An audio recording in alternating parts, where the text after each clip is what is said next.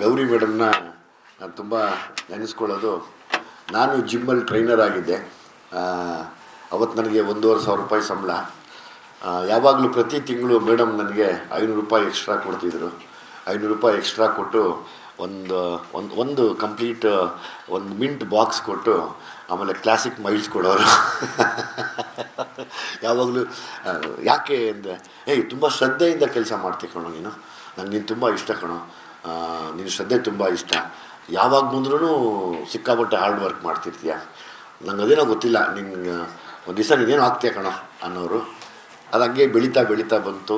ಅವತ್ತು ನನಗೆ 500 ರೂಪಾಯಿ 5 ಕೋಟಿ ಸಮ ಇರೋದು ಅಂಥದ್ದು ಪರಿಸ್ಥಿತಿ ದಿನಗಳು ಅವತ್ತು.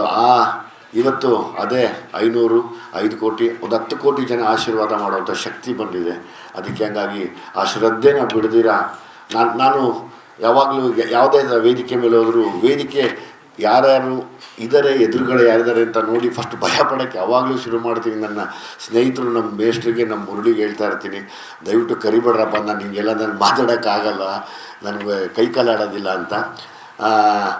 ಎಲ್ಲ ಬಹುಶಃ ಇವತ್ತು ನಾನು ಈ ಥರದ ಇವರೆಲ್ಲ ಆ ನೆರಳುಗಳು ಬಿದ್ದೇನೆ ಇವತ್ತು ನಾನು ಒಂದು ಈ ಥರದ ಸಿನಿಮಾಗಳಿಗೆ ಕೈ ಹಾಕ್ತಾಯಿದ್ದೀನಿ. ನನಗೆ ಯಾವಾಗಲೂ ಒಂದೇ ಅನ್ಕೋತೀನಿ, ಈ ಹೋರಾಟನ ಯಾರೂ ನಿಲ್ಸೋಕ್ಕಾಗಲ್ಲ, ನಿಲ್ಲಿಸೋದು ಇಲ್ಲ. ನಾನಲ್ಲ ಅಂದರೆ ಇನ್ನೊಬ್ಬರು ಅಂದರೆ ಮತ್ತೊಬ್ಬರು ಈ ಥರ ಬರ್ತಾನೆ ಇರ್ತೀವಿ. ಇದಕ್ಕೆ ಕೊನೆಯೇ ಇರಲ್ಲ. ಸೊ ಹಂಗಾಗಿ ಸದಾ ನಿಮ್ಮೆಲ್ಲರ ಆಶೀರ್ವಾದ ಕೊಡ್ತಾ ಮುಂದಿನ ವರ್ಷ ನಗ್ನಗ್ತಾ ಹಿಂಗೆ ಬರೋಣ ಅನ್ಕೋತೀನಿ. Thank you.